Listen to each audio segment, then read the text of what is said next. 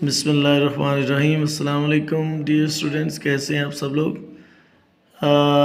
अब फिज़िक्स का आखिरी और तीसरा पेपर जो है अभी अपलोड होने वाला है थोड़ी देर में। तो इसमें भी वही क्राइटेरिया है, ज़ाहिर है इसमें भी MCQs वैसे ही होंगे 12।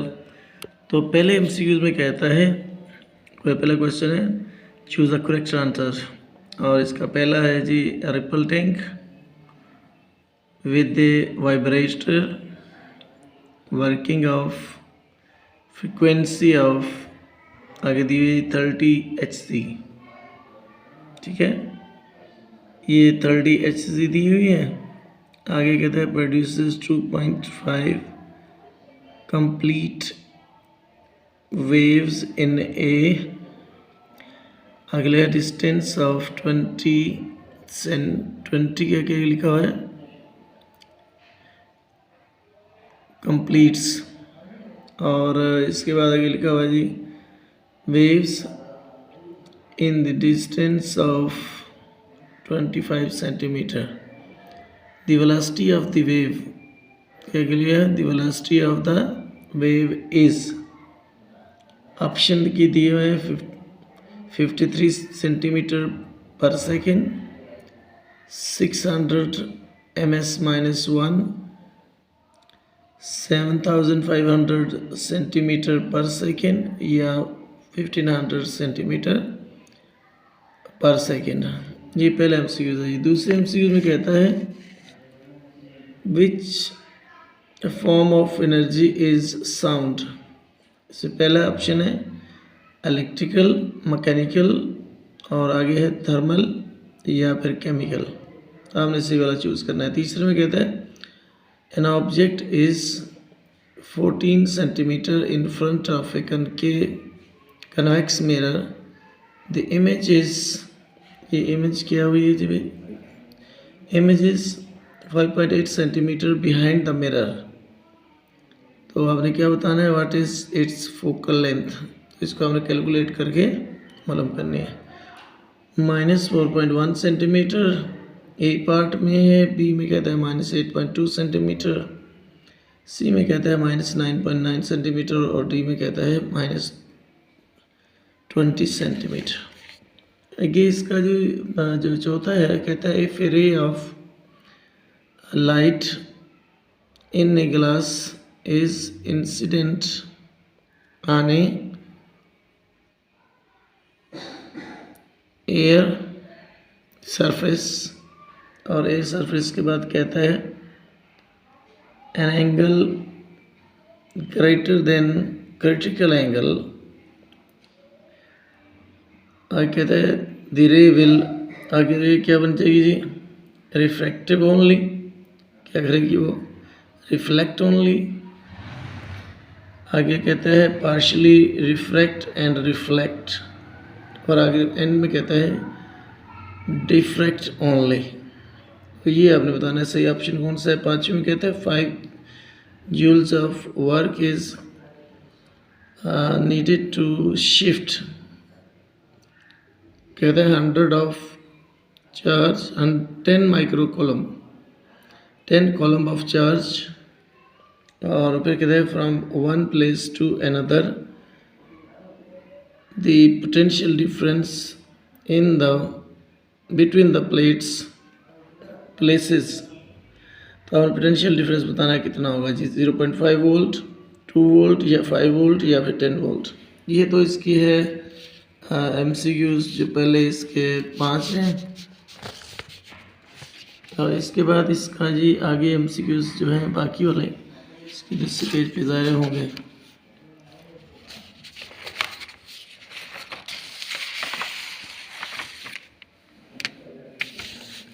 हाँ जी, इसमें आ गया है छठा MCQs, what is the voltage across 6 resistors, what is when 3 ampere of current passes through it। तो इसमें आपने बताना है 2 वोल्ट है, 9 वोल्ट है, 18 वोल्ट है या 36 वोल्ट है। 6 वाले में कहता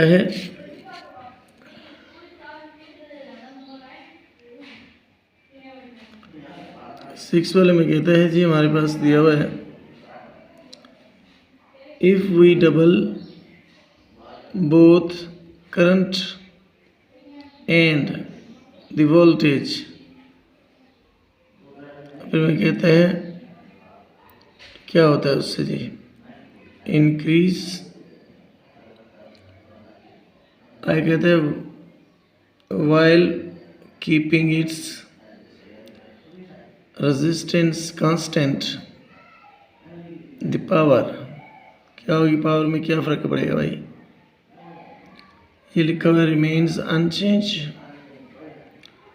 आगे कहता है हाफ हो जाएगी, फिर कहता है डबल हो जाएगी, फिर कहता है क्वाड्रिलटरल यानी चौथा हिस्सा हो जाएगी क्वाड्रपल हो जाएगी।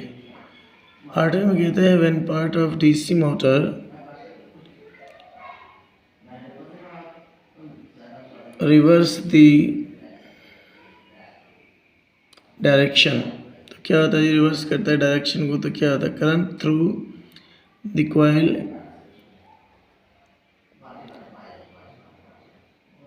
एवरी हाफ साइकिल, क्या कहलाता है जी एवरी हाफ साइकिल, ये कहलाता है जी द आर्मेचर, आगे लिखा हुआ है the commutator, the brushes, the springs.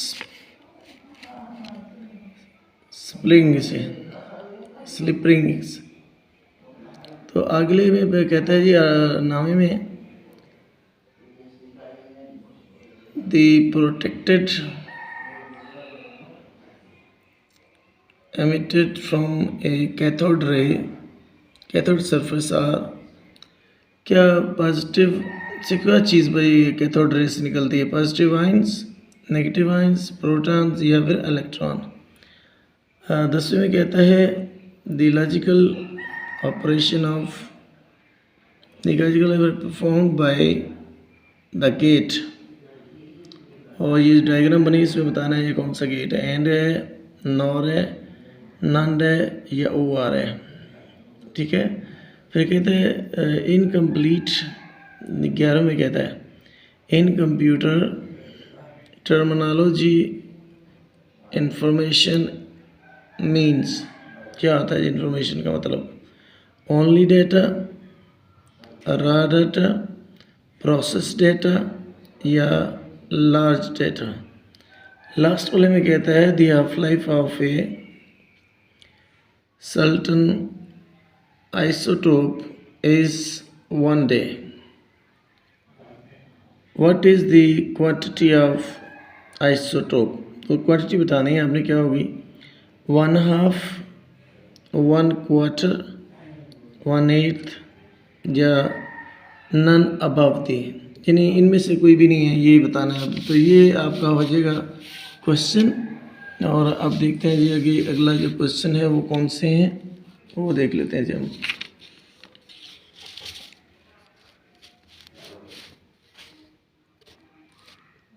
हाँ जी, ये इसका आगे जी शॉर्ट क्वेश्चनों का क्वेश्चन, पहला क्वेश्चन है अटैम्प्ट एनी 5 क्वेश्चन, आपको पता ही होता है कि पहला शॉर्ट क्वेश्चन है कि आपने लिखना है write down 3 characteristics of SHM। SHM का मतलब आपको पता ही है, सिंपल हार्मोनिक मोशन, इसकी डेफिनेशन भी ज़ाहिर है आपने याद की होगी। दूसरे में कहता है differentiate between trough and crest, trough and crest में आपने डिफ्रेंशिएट करना है। तीसरे पार्ट में कहता है what is meant by the time period and frequency. चौथे पार्ट में कहता है स्टेट स्नेल्स लॉ। पाँचवें में कहता है differentiate between concave and convex mirror. आगे कहता है what are core and cladding, ये क्वेश्चन है short. Define NOR operation and write down its truth table, truth table भी इसका लिखना है नॉर ऑपरेशन का। इस 8वें पार्ट में कहते हैं what is the thermionic emission, इसकी डेफिनेशन लिखनी है। क्वेश्चन नंबर 3 आ गया जी अटैम्प्ट, इसमें भी आपने 5 शॉर्ट करने हैं, सही है, इसमें भी 8 दिए होंगे। तो क्या कहता है, पहले क्वेश्चन में कहता है डिफाइन रिवर्बरेशन, ठीक है, डिफाइन रिवर्बरेशन लिखा हुआ है। आगे लिखा हुआ है what is Audible range of sound of human body या ह्यूमन ईयर। ठीक है, तो इंसान जो है कहाँ से कहाँ तक आवाज़ सुन सकता है, ये इसका आगे कहते हैं डिफाइन एक्वेस्टिक्स। आगे है define volt, what is meant by farad. अगला क्वेश्चन है डिफाइन इलेक्ट्रोस्टैटिक इंडक्शन। आगे है व्हाट इज़ फैक्स मशीन। और लास्ट क्वेश्चन इस सवाल का है differentiate between hardware and software जो कंप्यूटर में यूज होते हैं। आगे जी लास्ट क्वेश्चन आ गया, इसमें भी आपने 5 क्वेश्चन ही अटेम्प्ट करने हैं। पहला शार्ट क्वेश्चन इसमें है लास्ट पोर्शन में डिफाइन ओहम, और दूसरा पार्ट है व्हाट इज़ पोटेंशियल डिफरेंस। सारे पोटेंशियल डिफरेंस का आप ऐसे यूनिट भी लिखेंगे, फार्मूला भी अगर होगा तो वो भी लिखेंगे। तीसरे बात में कहता है differentiate between galvanometer and ammeter, तो आपने वो लिखना है डिफरेंशिएट। चौथे पार्ट में कहता है define state leans law. Leans law आपने स्टेट उसकी आपने स्टेटमेंट लिखनी है, स्टेटमेंट सही है। जो मेन उसकी डेफिनेशन जो भी बनती है वो आपने लिखनी है, सही है। इसके बाद इसका जो नेक्स्ट हिस्सा है वो है जी हमारे पास, हाँ, इसका जो 5वां पार्ट है वो उसमें कहता है describe briefly working of principle of DC motor. DC motor का ना छोटा सा आपने वर्किंग प्रिंसिपल लिखना है 2 नंबर के हिसाब से। आगे कहते हैं what is meant bye electromagnetic field, electromagnetic induction, ये भी चैप्टर 15 से ही होगा। फिर कहता है राइट डाउन फ्यू प्रिकॉशंस, ठीक, to save from radiation. Radiation से बचाओगे तो कुछ ना आपने प्रिकॉशन लिखनी है। आगे कहता है what is equation of alpha rays. इसके बाद लॉन्ग क्वेश्चन शुरू हो जाते हैं, और लॉन्ग क्वेश्चन में पहला क्वेश्चन जो दिया हुआ है क्वेश्चन नंबर 5 का a part, what is ripple tank, और आपने इसका अगर वो रिफ्लेक्शन तक पूछेगा तो रिफ्लेक्शन तक लिखना है, अगर वो रिफ्रैक्शन तक पूछेगा तो रिफ्रैक्शन भी लिखना है, सही है। और इसके साथ दूसरी अपॉर्चुनिटी ये है भाई, ये भी है कि explain analog and digital signals, ठीक है, ये थ्रू ऑप्टिकल फाइबर्स। तो इनका ऑप्टिकल फाइबर में क्या, ये चैप्टर जो आपका है 16 उसमें से है। इसका बी पार्ट के साथ न्यूमेरिकल है। न्यूमेरिकल में कहता है टू फोर्सेस, द फोर्सेस, दो तो उसने बोला नहीं है, द फोर्सेस, ठीक है, कहता है the power of convex lens is 5D, at what distance object should be placed from the lens, और इसका क्या होना चाहिए, that its real and 2 times larger image is formed। तो ये मुझे लगता है चैप्टर 12 का लास्ट क्वेश्चन है या सेकंड लास्ट है, इसमें मुझे पता नहीं है पक्का। क्वेश्चन नंबर 6 में कहता है define ultrasound and write down it's uses in the field of medical. Ultrasound की डेफिनेशन और इसके यूजेस लिखने हैं मेडिकल में है। या इसके साथ है how light signals travel through space, ठीक है, तो ये आपने बताना है, इसके क्वेश्चन है। इसके साथ जो न्यूमेरिकल है वो काफ़ी इंपॉर्टेंट होगा। 2 charges repel each other and with the force of 0.1 newton when they are apart 5 centimeter. Find the force between the same charges when they are 2 centimeter apart। फोर्स मालूम करनी है इसमें। लास्ट क्वेश्चन में कहता है define parallel combination of resistors. ज़रा उसकी पहले डेफिनेशन लिखेंगे, फिर इसके नीचे उसने बोला है राइट डाउन इट्स कैरेक्टरिस्टिक्स। फिर कहते हैं define AC generator and write down it's working principle. तो ये हमने थोड़ा सा तफसील से लिखना है। इसके साथ लास्ट में जो न्यूमेरिकल है कहते हैं Ashes from A camp fire deep in A cave shows C14 activity only 1/8 activity of fresh food. और इसके कहते हैं आपने मालूम क्या करना है, how long was camp fire was made, यानी टाइम मालूम करना है इसमें, कैंप फायर कितने देर। तो ये तीसरा और फाइनल पेपर था। उम्मीद है सब बच्चे जो इसको करके, तो अगर तीनों पेपर अच्छे तरीके से कोई बच्चा करता है तो इंशाल्लाह उसके बहुत ही अच्छे नंबर आएंगे। ठीक है जी, thank you so much, good luck for all of you.